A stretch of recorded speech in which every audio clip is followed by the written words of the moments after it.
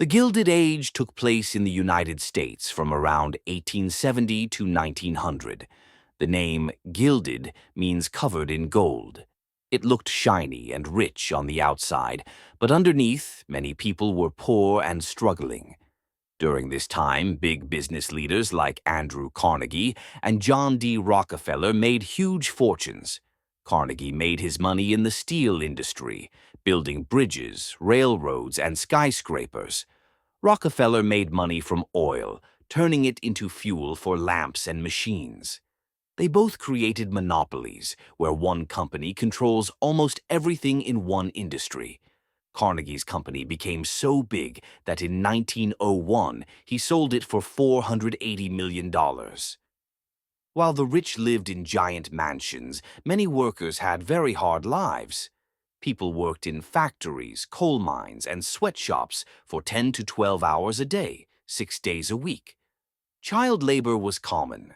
Kids as young as 8 years old worked in dangerous places. Many new inventions changed how people lived and worked. Alexander Graham Bell invented the telephone in 1876.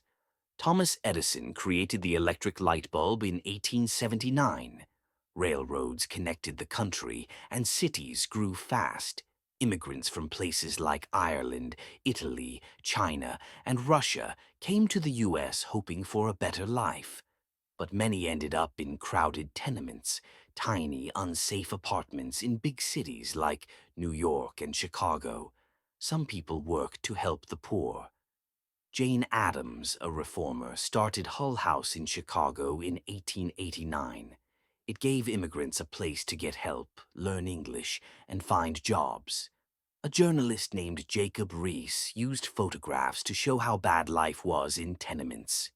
His book, How the Other Half Lives, came out in 1890 and helped open people's eyes to the struggles of the working class.